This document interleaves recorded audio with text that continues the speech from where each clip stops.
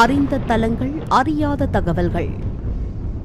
அண்ணாமலையார் கிரிவலம் வருவதை பார்த்திருக்கிறீர்களா? அண்ணாமலையார் எப்போது கிரிவலம் வருவார் தெரியுமா?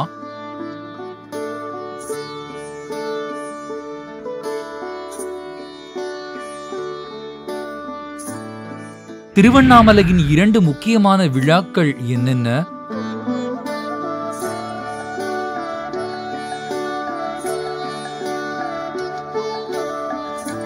பௌர்ணமியில் ஏன் கிரிவலம் செல்ல வேண்டும்? என்ன காரணம்? இப்படி நம்மில் சிலருக்கு இருக்கும் இத்தகைய கேள்விகளுக்கு பதில்களை தருகிறது இந்த அறிந்த தலங்கள், அறியாத தகவல்கள். மலையே சிவனாகவும் சிவனே மலையாகவும் கருதப்படும் சிவஸ்தலம் திருவண்ணாமலை. சாதாரணமாக இறைவன் பெயரால் ஊர் அமையும். ஆனால் இங்கு ஒரு மலையின் பெயரால் ஊர் அமைந்திருக்கிறது. மலையின் பெயரால் சிவபெருமானுக்கு அண்ணாமலை, அருணாச்சலேஸ்வரர் என பல பெயர்கள் அமைந்துள்ளன. விஞ்ஞான ரீதியாகவும் கூட இதைவிட புராதன மலை இல்லை என்றும், இமயமலைக்கு முந்திய மலை இது எனவும் கூறப்படுகிறது.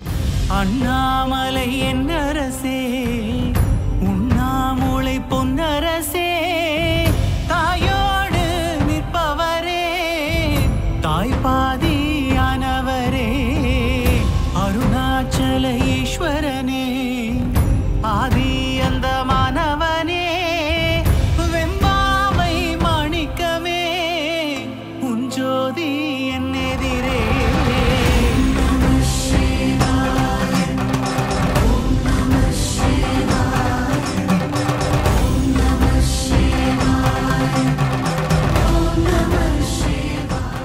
அண்ணாமலை நமது பூமியின் மத்திய பாகம் என வர்ணிக்கப்படுகிறது. மலையை இறைவனாக எழுந்தருளி விட்டதால் மிகப்பெரிய அண்ணாமலைக்கு அபிஷேகம் செய்யவும், பூமாலை சூட்டவும், வில்வத்தால் அர்ச்சிக்கவும் மனிதர்களாலும் தேவர்களாலும் முடியாது. எனவே எல்லோரும் வழிபட வசதியாக, எளிமையாக மலையின் அடிவாரத்தில் சிறிய சுயம்புலிங்கமாக சிவபெருமான் தோன்றினார். அதுவே இன்றைய அண்ணாமலையார் திருக்கோயில் என்று சொல்லப்படுகிறது. கற்பனைக்கு எட்டாத அண்டங்கள் யாவும் கடந்த பிரம்மாண்டமே, அறிவு அறியாத புலன்கள் உணராத உருவமில்லாத அருவமே.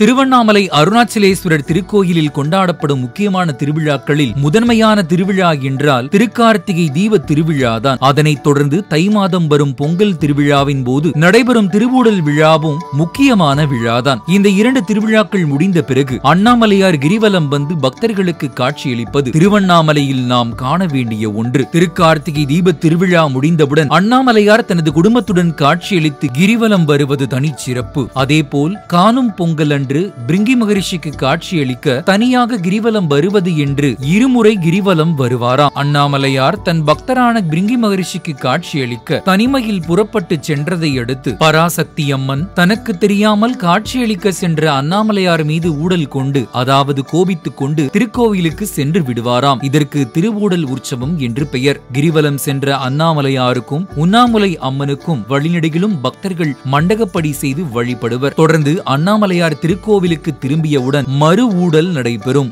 அப்படிப்பட்ட சிறப்பு கொண்ட இந்த மலையை வலம் வருவது அந்த மகேஸ்வரனையே வலம் வருவதாகும். இதைத்தான் கிரிவலம் என்கிறார்கள். அருணாச்சலேஸ்வரம் என்னும் இந்த அற்புத மண்ணில் ஆயிரக்கணக்கான பக்தர்கள் கூடி சுவாமியை வழிபடும் நாள் பௌர்ணமி.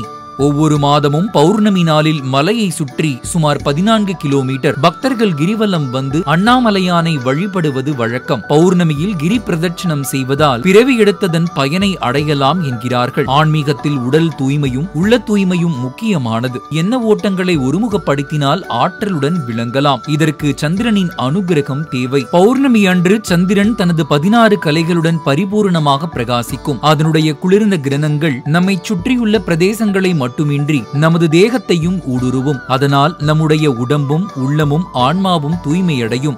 இது பௌர்ணமி கிரிவலத்தின் ஆழ்ந்த தத்துவம் மட்டுமல்ல, அறிவியல் ரீதியான காரணமும் கூட. மேலும் பௌர்ணமி இரவில் கிரிவலம் செல்லும் போது திருவண்ணாமலையில் சித்தர்களும் மகான்களும் யோகிகளும் நம்முடன் சேர்ந்து கிரிவலம் வருவார்கள் என்ற ஆழ்ந்த நம்பிக்கையும் உள்ளது. இப்படியான கிரிவலத்தை அண்ணாமலையாரே செய்கிறார் என்றால் பெரும் ஆச்சரியம்தானே. அண்ணாமலை என்னரசே, உண்ணாமூளை பொன்னரசே, தாயோடு நிற்பவரே,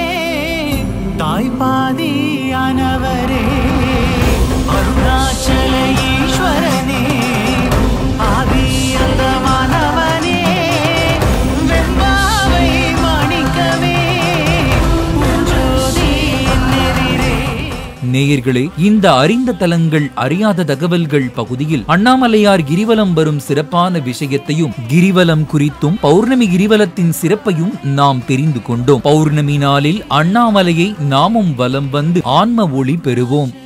ஈஸ்வரனே ஆதி அந்த மாணவனே வெம்பாவை மாணிக்கமே ஜோதி என்னெதிரே. அறிந்த தலங்கள் அறியாத தகவல்கள்.